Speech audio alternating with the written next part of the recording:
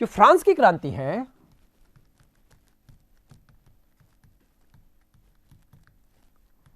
मैंने अभी थोड़ी देर पहले बताया आपको कि फ्रांस को छींकें आती हैं तो यूरोप को जुकाम हो जाता है। फ्रांस की एक क्रांति नहीं हुई, फ्रांस की कुल मिलाकर के 3 क्रांतियां हुई।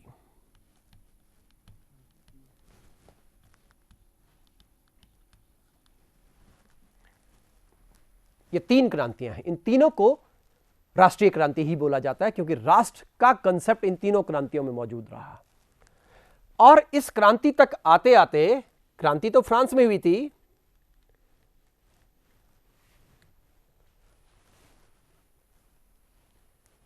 पूरे यूरोप में इस क्रांति का असर पड़ता है। तो इससे बर्लिन में क्रांति हुई,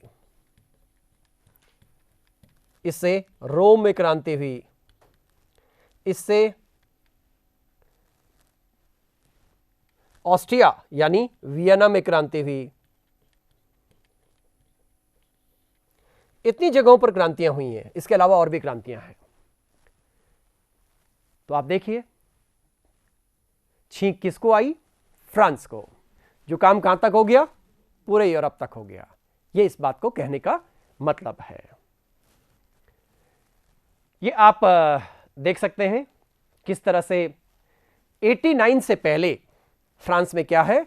आंशियारिज्म है, पुरातन व्यवस्था है। और मैंने आपको बताया कि वन बाय वन एक जो स्टेट जनरल थी उसको कॉल किया किसने? राजा ने कॉल किया। और उसी का ट्रांसफॉर्मेशन किस में हुआ? नेशनल असेंबली के रूप में हुआ। और इसी नेशनल असेंबली ने संविधान बनाना शुरू किया और एक सिविल कॉन्स्टिट्यूशन बनाया गया। राजा को जब इस तरह से ट्रीटमेंट हुआ तो राजा भाग करके ऑस्ट्रिया जाना चाहता था, तो राजा को भागते हुए पकड़ लिया गया और यह राजा लुई पकड़ा गया है और बाद में राजा लुई को फांसी दे दी गई। ये देखिए, राजा लुई को फांसी। यहां से लगातार क्रांति की घटनाएं चल रही हैं। इसके बाद एक रॉबस्पियर की घटना आई, आतंक का राज्य। आज तक दुनिया के इतिहास में, मॉडर्न हिस्ट्री में आप लोगों ने सुना होगा, कई बार इंडियन गवर्नमेंट कहती है कि Pakistan is a terror state, क्योंकि पाकिस्तान आतंकवाद को प्रोत्साहन देता है सरकारी स्तर पर।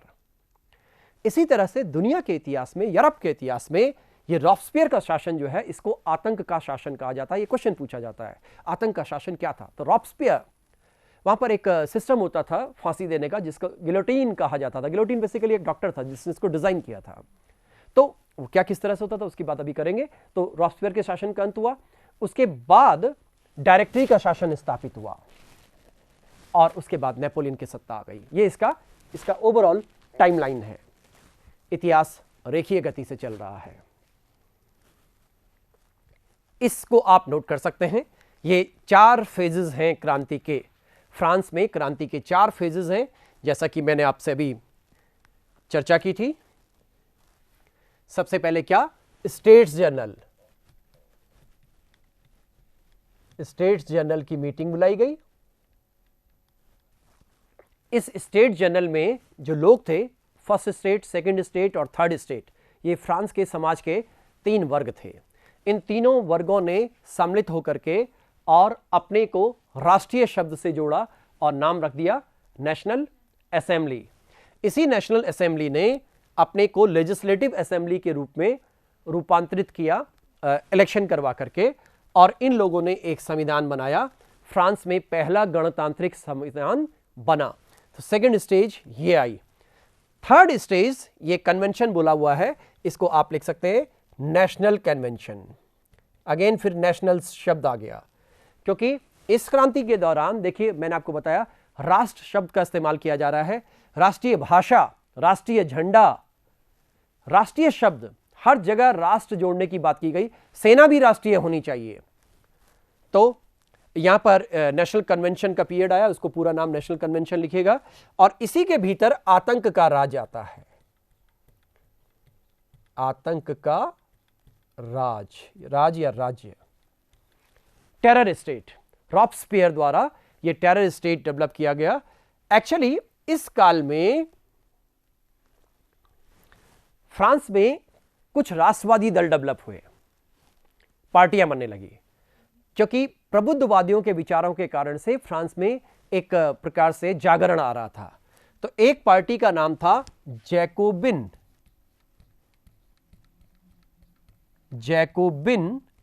और एक का नाम था जेरोंदिस्ट।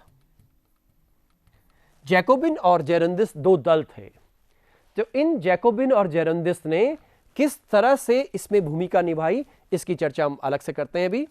उसके बाद इस आतंक के राज्य के खिलाफ एक थर्मोडियन रिएक्शन हुई, यानी इसकी प्रतिक्रिया हुई जनता की तरफ से। और आपको अगर याद हो पिछले लेक्चर्स, तो मैंने रोमन साम्राज्य में बताया था कि किस तरह से उनके यहां कॉन्सुलेट सिस्टम होता था। एक काउंसिल, दूसरा काउंसिल, तीसरा काउंसिल, 2 से लेके 5 तक लोग रह सकते थे। तो यहां पे भी एक डायरेक्टरी बनाई गई और इस डायरेक्टरी में 5 डायरेक्टर शासन करने वाले स्थापित किए गए। इसे ही बोला जाता है डायरेक्टरी का शासन। और इसी डायरेक्टरी के शासन के दौरान नेपोलियन का एक महत्वपूर्ण जनरल के रूप में उदय हुआ। तो ये जो फ्रांस की क्रांति है, इसके मोटे तौर पर हमें 4 फेज देख रहे हैं। इसी को मैंने एलॉबरेट किया हुआ है। देखिए, आप देख सकते हैं कि किस तरह से सबसे पहले नेशनल असेंबली का काल आया। इस नेशनल असेंबली में क्या हुआ है, 1 बाय 1 आप इसको फिर से देख लें। इसका चेंज क्या आया, क्या किया इन्होंने। अब ये काम किसने किया, ये काम किसने किया, ये काम किसने किया, अगला स्टेप ये पूछा जाना है।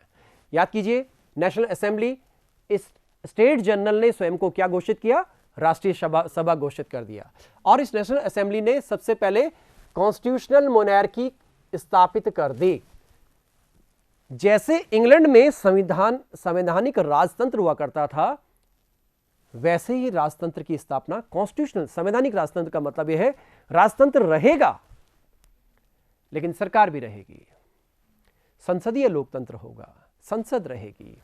तो इन्होंने सबसे पहला काम क्या किया, क्वेश्चन ये आएगा, इन्होंने क्या किया था या क्या नहीं किया था। दूसरा काम, इन्होंने फ्यूडलिज्म, सर्फडम समाप्त कर दिया, कोई सामंतवाद नहीं होगा, कोई भेदभाव नहीं होगा। तीसरी बात इन्होंने क्या की, ये खूब इंपॉर्टेंट है, ये खूब पूछा जाता है, rights of man and citizen adopted. मानव का अधिकार सुनिश्चित किया गया कि हमारे अधिकार क्या क्या हैं। इसके बाद जब लेजिस्लेटिव असेंबली आई तो इन्होंने इस मामले को बिल्कुल सेम ऐसे ही रखा, लेकिन संविधान एक बना इसके काल में। और इसके साथ साथ एक बात ये आई, ये सबसे इंपॉर्टेंट बात है।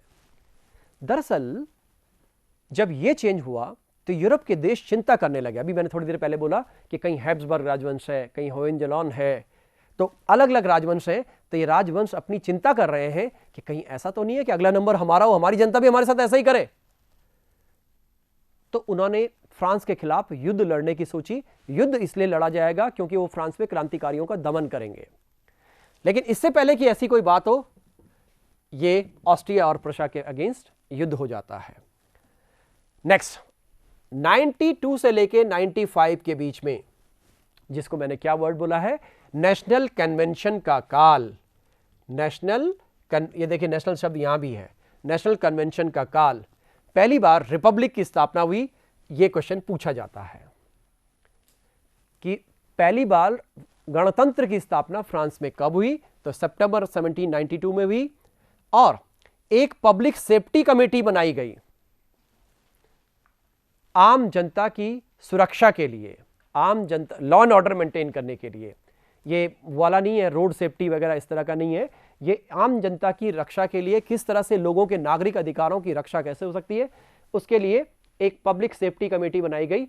और यहीं पर आप दोबारा देखेंगे जैकोबिन्स और जिरोंदिस्ट का उदय हुआ।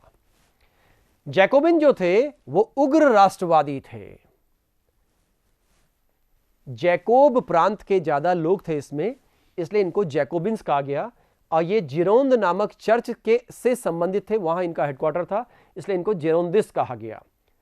और इसी समय रॉब्सपियर, ये रॉब्सपियर है, रॉब्सपियर ने आतंक का शासन स्थापित किया इसी काल में। इसके काल में स्थिति यह हो गई थी, कहते हैं क्रांति अपने ही बच्चों को खा जाती है। कल कौन होगा पता नहीं है। तो रॉबस्पियर के शासनकाल में ये बात हो गई कि आज हम यहां पर हैं, कल हम यहां पे कौन होगा ये पता नहीं है। इसके बाद के खिलाफ फिर रिएक्शन हुई और रॉबस्पियर को ही क्या कर दिया गया, उसे भी फांसी, गिलोटीन कर दिया गया। नेक्स्ट 95 में इसके अगेंस्ट एक रिएक्शन आई जिसको डायरेक्टरी का शासन कहते हैं, और इसमें 5 डायरेक्टर्स बनाए गए। अभी इन पर और डिटेल में बात करेंगे। ये इसका फ्रेमवर्क है। क्या कारण थे फ्रांस की क्रांति के? इन कारणों को हम बहुत से भागों में बांटेंगे।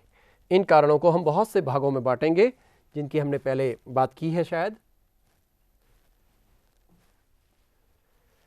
इन कारणों को हम इस रूप में लेते हैं, वन बाय वन ले लेते हैं, कारण और परिस्थितियां। सबसे पहले पॉलिटिकल कारण को लेंगे, फिर हम सोशियो कल्चर को लेंगे। एक्चुअली आजकल धार्मिक शब्द नहीं इस्तेमाल किया जाता सेकुलरिज्म के कारण से, तो संस्कृति में धर्म को सम्मिलित कर लेते हैं। सोशियो कल्चर रीजंस, फिर एक बात और, बौद्धिक कारण। यह सबसे इंपॉर्टेंट है, इसकी अभी डिटेल में चर्चा करेंगे। मैंने आपको बताया था इस दुनिया का इतिहास, इस दुनिया को बुद्धिजीवियों ने बदला है। अंग्रेजी में एक छोटा सा शब्द हम बोलते हैं क्रिएटिव माइनॉरिटी। ये दुनिया की जितनी चीजें नई स्थापित की हैं, जितनी संस्थाएं स्थापित हुई हैं, लोकतांत्रिक संस्थाएं, एकेडमिक इंस्टीट्यूशंस, ये बेसिकली इस क्रिएटिव माइनॉरिटी ने, इस प्रबुद्धवादी व्यक्ति ने ही की हैं या समुदाय ने की हैं। इसमें से एक बड़ा फेमस नाम है जो आप लोग सब अक्सर सुनते हैं। अपने यहाँ राजस्थान में अगर एक राजस्थान पत्रिका आप पढ़ते हो तो उसके एडिटोरियल वाली साइड में वॉल्टेयर की एक लाइन आती है, हो सकता है मैं आपके विचारों से सहमत हूं या ना हूं, लेकिन आपके अभिव्यक्ति के अधिकार की मैं रक्षा करूंगा। आप देखिए 250 साल पहले, 200 साल पहले वो व्यक्ति बोल चुका है ये, और उसका असर भारत तक आज हम देख रहे हैं कि हमारा बच्चा बोल रहा है। हमारा बच्चा इस बात को बोल रहा है, जो कि इस क्रांति का ऑटोमेटिक प्रभाव है। बौद्धिक कारण के साथ साथ अब जरा एक आर्थिक कारण की भी चर्चा करें। आर्थिक, इकोनॉमिक कॉज, और इसके बाद तात्कालिक, क्या हुआ ऐसा, इमीडिएट कॉज क्या हुआ। इन कारणों की पृष्ठभूमि में हम इन कारणों को देखेंगे, फ्रांस की क्रांति को, उसके बेसिस को समझने की कोशिश करेंगे कि ये बेसिस क्या और किस तरह से आए।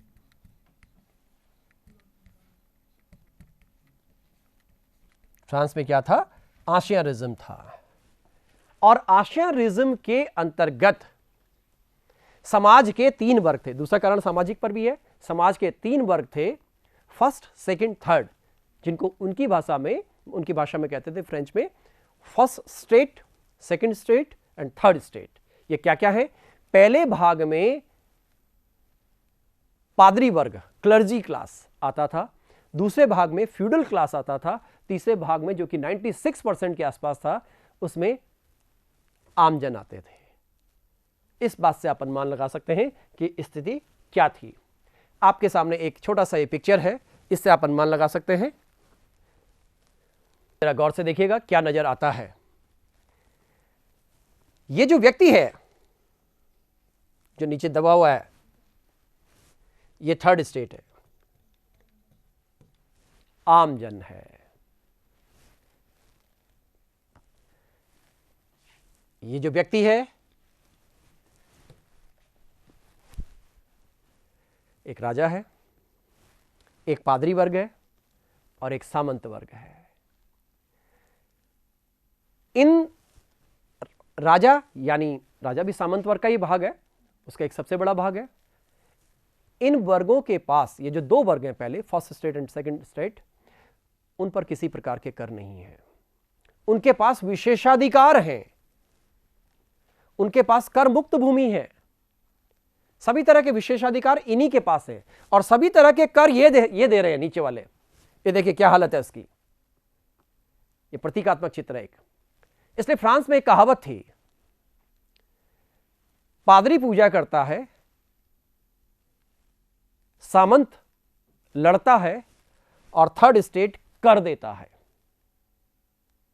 ये फ्रांस के समाज का स्ट्रक्चर था। इसी एंसियन रिजिम में मैंने आपको बताया कि इंटेंडेंट्स जैसी व्यवस्थाएं थी। ये मैं आपसे बात कर रहा था, first state, second state and third state. पहले स्टेट में आप देख रहे हैं कि कौन है, ये आप देख सकते हैं कि चर्च के लोग हैं, यानी पादरी क्लास है, और स्वाभाविक रूप से ये प्रिविलेज्ड क्लास है। सेकंड स्टेट में कौन है?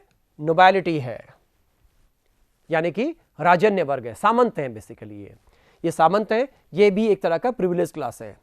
जो थर्ड स्टेट है, एक्चुअली क्रांति इसी ने की है, शुरुआत इसने की है क्रांति की।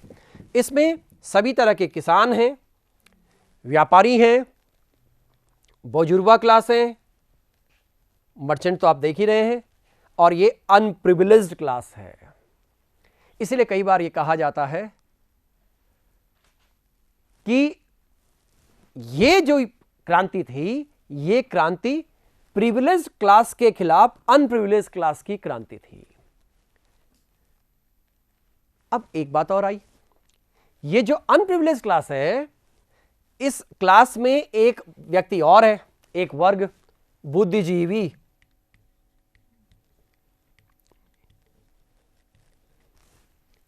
ये बुद्धिजीवी को जरा ध्यान से रखिएगा, क्योंकि नेपोलियन ने अपने डॉक्यूमेंट्स में लिखा है कि अगर रूसो नहीं होता तो फ्रांस में क्रांति नहीं होती। रूसो की एक अपनी विचारधारा थी। ये जो मैंने स्वतंत्रता, समानता, बंधुत्व की बात की थी, वो रूसो की ही देन है। तो ये बुद्धिजीवी वर्ग, आप देखिए कि इतना बड़ा बुद्धिजीवी है, ये व्यापारी वर्ग जो व्यापार कर रहे हैं, ये मेहनत करने वाले लोग हैं, इनके पास योग्यता है, लेकिन प्रिविलेज किसके पास है? इन लोगों के पास है। इसीलिए ये भी बोलते हैं कि वह अहंकार ही था जो फ्रांस को क्रांति की ओर ले गया। किसका अहंकार? इस वर्ग का अहंकार, सबका नहीं। इसमें भी एक 2-3% लोग रहे होंगे ज्यादा ज्यादा इस तरह के, जो वेल्दी भी थे, जो इंटेलिजेंट्स भी थे, जो बुद्धिजीवी वर्ग में आते थे। 2% भी ज्यादा कह रहा हूं मैं, इससे भी कम रहा होगा। और वो ईगो, इनका ईगो था, मैं योग्य हूं तो मुझे मेरे योग्यता के समान उपयुक्त पद क्यों नहीं दिया जा रहा है? ये लोग अयोग्य हैं, तब भी ये पद प्राप्त कर रहे थे। इनका एक सिस्टम था, एक सिस्टम डेवलप हुआ कि कोई पद अगर आपको चाहिए इस क्लास में या इस क्लास में खास करके, तो आप पैसा देकर वो पद ले सकते हैं। अब ये नीचे वाले लोग पैसा देकर के पद लेने लगे। पैसा तो था इनके पास, खास करके मर्चेंट क्लास है या कुछ और क्लास है, ऐसे बौजुर्बा क्लास में पैसा देकर के इन्होंने पद तो ले लिया, लेकिन इनको प्रतिष्ठा नहीं मिली, सम्मान नहीं मिला, क्योंकि ये लोग तो निरंतर ये सोचते थे कि तो तीसरे स्टेट से आए हुए हैं। इस तरह से समाज में एक विभाजन था, सामाजिक विभाजन। जो मार्क्सिस्ट हिस्टोरियंस हैं, सोशलिस्ट हिस्टोरियन हैं, उन्होंने इस सोशलिस्ट पर्सपेक्टिव को सबसे ज्यादा इस पर ही बल दिया है। 3 स्टेट्स, थर्ड स्टेट की बात कर रहा हूं, ये बात हो चुकी है, और प्रिविलेज और अनप्रिविलेज की बात। फर्स्ट स्टेट जो मैं आपको बता चुका हूं कि इसमें कौन है, प्रीस्ट क्लास है या क्लर्जी क्लास जिसको बोल सकते हैं। सेकंड स्टेट और थर्ड स्टेट, ये आप देख सकते हैं, ये इनका कैटेगराइजेशन है। ये उनकी उस काल की पॉपुलेशन है, देख सकते हैं 1.3 लाख, लेकिन ये हाई रैंकिंग में है, 1.25 लाख के आसपास लोग मात्र पूरी जनसंख्या का। ये 1,10,000 के आसपास लोग हैं लगभग, ये नोबल्स हैं। ये लोग आप देख सकते हैं इनकी जनसंख्या कितनी है, मल्टीपल है, इसलिए करीब करीब ये 96% के आसपास बन रहा है परसेंटेज वाइज। अब आप देख सकते हैं ये समाज में इनकी हाई रैंकिंग है। और ये आप देखिए, इसमें मैंने अभी थोड़ी देर पहले बताया था, कारीगर हैं, बुजुर्गा क्लास हैं, वर्कर्स हैं, व्यापारी हैं, किसान हैं, और जो छोटे स्तर के पादरी हैं। देख लीजिए इनके पास क्या क्या अधिकार हैं। इनके पास प्रिविलेजेस हैं, सभी तरह के प्रिविलेजेस इनके पास हैं।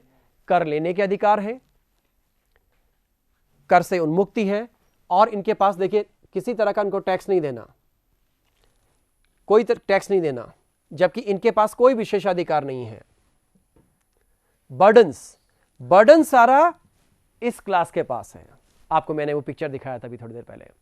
सारा देखिए, बर्डन वाला जो पार्ट है, बर्डन वाले पार्ट में इनका कितना बर्डन है, इस वाले पार्ट को जरा आप इंपॉर्टेंट कर सकते हैं। ये आपके यहां ऑब्जेक्टिव क्वेश्चन में आएगा। क्या बर्डन था देखिए, जैसे कई तरह के टैक्सेस थे। टी थे, चर्च टैक्स लेता था। याद कीजिए, मैंने धर्म सुधार आंदोलन बताया था, तो जहां पे पोप के कुछ धर्माधिकारी अलग अलग राज्यों में नियुक्त किए जाते थे और वो टैक्स लेते थे और टैक्स चर्च को जाता था, दैट इज टी थे। ऑट्रक्ट, ये एक तरह का चुंगी कर है। ये फ्रेंच उच्चारण ध्यान रखिएगा। कॉर्वी, ये एक तरह का बलात् श्रम है, ये आप नोट कर सकते हैं। कैपिटेशन, ये एक तरह का पोल टैक्स था। इसके अलावा इनकम टैक्स है। ये गैबल भी आप देख सकते हैं, ये पूछा गया है। ये सॉल्ट टैक्स है। टैली, ये लैंड टैक्स है। इसके अलावा फ्यूडल्स के पास बहुत से अधिकार होते थे। ये 3-4 टैक्सेस को जरा इंपॉर्टेंट कर दें, ये आपके पास ऑब्जेक्टिव में पूछे जा सकते हैं। ये आप देख रहे हैं। इस पिरामिड को चाहे हम ऐसे बना लें, चाहे ऐसे बना लें।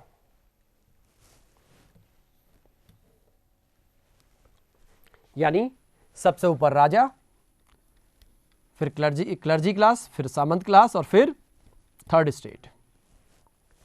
ये जस्ट हमने उल्टा कर दिया है। सबसे पहले क्लर्जी क्लास पहले नंबर पे, फिर नोबेलिटी और थर्ड नंबर पे everyone other than these two. अब ये आप देख सकते हैं, ये वर्साई के महल के भीतर का, पैलेस ऑफ वर्साइल के भीतर की खूबसूरती है। अभी मैं पूरा महल आपको दिखाऊंगा यहीं पर।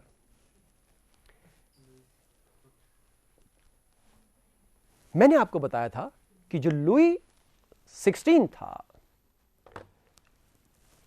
आपके सामने लुई 16 ही है, लुई 14 का ग्रैंडसन। लुई 14 एक बहुत योग्य व्यक्ति था। लुई 14 ने वर्साय बनाया। लुई 14 ने फ्रांस के लिए बहुत बड़ा पार्ट जीता। लुई 14 ने थ्योरी ऑफ किंगशिप दिया, डिवाइन थ्योरी ऑफ किंगशिप, राजत्व का दैवी सिद्धांत, सब कुछ दिया। यह व्यक्ति, आजकल फ्रांस की क्रांति के को पढ़ने के अंदाज थोड़े डिफरेंट भी होते जा रहे हैं। बहुत से गर्सॉय है, डेविड थॉमसन है, जिन लोगों ने फ्रांस का ज़्यादा डिटेल में इतिहास लिखा है। अब जब बात रिसेंट स्टडीज़ की बात आती है, तो अभी तक क्या था कि इनकी और इनकी पत्नी की काफ़ी आलोचना होती है कि नहीं, ये योग्य नहीं थे। लेकिन एक बात इनके बारे में तय है, ये अच्छे इंसान थे। दोनों ही इंसान अच्छे थे। और अगर आप इंसान अच्छे हों तो राजनीतिज्ञ भी अच्छे होंगे, इसकी कोई गारंटी नहीं है। जिस दिन इस व्यक्ति को फांसी हुई, इसने जीसस के समान बोला कि जो मेरे साथ ये व्यवहार कर रहे हैं, मैं इनको माफ करता हूं। जीसस ने बोला था। यह बात इसकी अच्छाई का चरमोत्कर्ष है। कोई व्यक्ति त्यागपत्र देता था तो कहता था काश मैं भी दे पाता। यानी ये राजा नहीं रहना चाहता था, क्योंकि राज्य के इतने जो भार हैं उनको सहन करने में वो सक्षम नहीं हो पा रहा है। तो इसलिए एक व्यक्ति ये आता है जो कि एक ऑब्जेक्टिव क्वेश्चन सामान्य से बनता है कि कौन था उस समय राजा। इस रानी की बहुत चर्चा होती है। नाम है Mary Antoinette, Mary Antonio, Mary Antoinette. ये एक रानी जिसके बारे में ये खूब चर्चा आती है कि जब भीड़ इसके सामने जाती है और बोलती है कि हमारे पास रोटी नहीं है, ब्रेड नहीं है हमारे पास, तो रानी का जवाब आता है कि ब्रेड नहीं है तो क्या है, केक खाओ। ये उसकी आलोचना होती है। आप जानते हैं कि ब्रेड और केक के रेट में कितना डिफरेंस होगा। इसका मतलब उसको यह भी नहीं पता कि ब्रेड और केक में मॉनेटरी डिफरेंस कितना है आम जनता से, क्योंकि ये दोनों जुड़े हुए नहीं हैं। इनका जो अपना एक नेटवर्क है, अपना एक लूप है, उस एडवाइजरी बॉडी के साथ ये लोग चलते हैं। ये बेसिकली अभी मैंने आपको बताया था कि ऑस्ट्रिया में एक राजवंश था जिसको हम हैब्सबर्ग राजवंश कहते हैं। तो ये हैब्सबर्ग राजवंश की राजकुमारी थी। इसी कारण से राजा यहां से भाग करके अपने ससुराल जाना चाहता था। ये वही वर्साइल पैलेस है, वर्साई का पैलेस। क्या किया राजा ने? राजा ने कहां कहां गलती कर दी? राजा ने गलती ये की कि ये जो आपके मैंने अभी चर्चा की थी इंटेंडेंट्स, इनके पास सबसे ज्यादा अधिक से अधिक इनके पास सत्ता थी। इसने एक बात ये की थी कि अपने सलाहकार के रूप में जिन लोगों को नियुक्त किया, खास करके नेकर जैसे लोग, तुर्गों और नेकर, ये वित्त मंत्री टाइप के लोग थे, इन लोगों को नियुक्त किया और इन्होंने बोला कि टैक्स लगा दो। टैक्स, नया टैक्स। अब बात यह थी कि अभी मैंने थोड़ी देर पहले आपको बताया था कि टैक्स केवल थर्ड स्टेट पे लगाया जाएगा, पहले दूसरे पे नहीं। लेकिन अगर कोई नया कर लगाया जाएगा ऑफिशियली या फर्स्ट सेकंड पे लगाना है तो उसके लिए स्टेट जनरल की मीटिंग बुलानी पड़ेगी। तो नेकर ने बोला कि आप मीटिंग बुलाइए। राजा आवेश में आ गया, या राजा एडवाइजरी को मान गया और उसने जो स्टेट जनरल है उसकी मीटिंग को कॉल कर दिया। मैंने आपको बताया क्यों किया नेकर ने ऐसे, क्योंकि टैक्स लगाकर ही वित्तीय संकटों को दूर किया जा सकता था। तो फ्रांस जो था, यूं कहें कि 89 से पहले लगातार 3-4 साल तक घाटे की अर्थव्यवस्था में चल रहा था। फाइनेंशियल क्राइसिस चल रही थी, लगातार फाइनेंशियल क्राइसिस चल रही थी। और फ्रांस जो था एक तरह से बैंकरप्ट होने की स्थिति में था, दिवालिया फ्रांस की सरकार, वित्तीय स्थिति बहुत ज्यादा खराब हो गई थी। क्यों हुई थी? मैंने आपको बताया अभी थोड़ी देर पहले कि अमेरिका के स्वतंत्रता संग्राम में आपने भाग लिया, खर्चा सारा हुआ, मिला कुछ नहीं। इंग्लैंड के साथ आपने सप्तवर्षीय युद्ध लड़े और लगातार लड़ रहे थे जगह जगह आप, खर्चे सारे हुए, युद्ध क्षतिपूर्ति देनी पड़ी। उसके बाद ओवर स्पेंडिंग, मतलब खर्चे, प्रशासनिक खर्चे इनके बहुत ज्यादा थे, इसलिए इनका जो वित्तीय भाग था वो क्राइसिस की तरफ चला गया। उसी समय फ्रांस में 18वीं शताब्दी में एक इकोनॉमिक्स के क्लास का जन्म हुआ था। जैसा कि इंग्लैंड में एडम स्मिथ था, वैसे ही फ्रांस में एक ग्रुप का जन्म हुआ था जिसका नाम था फिजियोक्रेट्स। ये नेकर इसी ग्रुप का सदस्य था। ये ऐसे इकोनॉमिस्ट थे जो नए तरह से सोच सकते थे और उसी में उसने बोला कि नए तरह के कर लगाए जा सकते हैं। कई तरह के लोग आए, एडवाइजर्स, ऐसे लोग भी आए। एक एडवाइजर ने बोला कि अगर फ्रांस को कर्जा चाहिए तो जी खोलकर खर्च करो, ताकि लोगों को लगेगा कि खर्चा कर रहा है तभी तो होगा, तो सही, तभी तो खर्च कर रहा है ये, इस कारण से लोग आपको लोन देंगे। पर यह एक अर्थव्यवस्था का अच्छा तरीका नहीं था। मनी क्राइसिस लगातार चलती रही।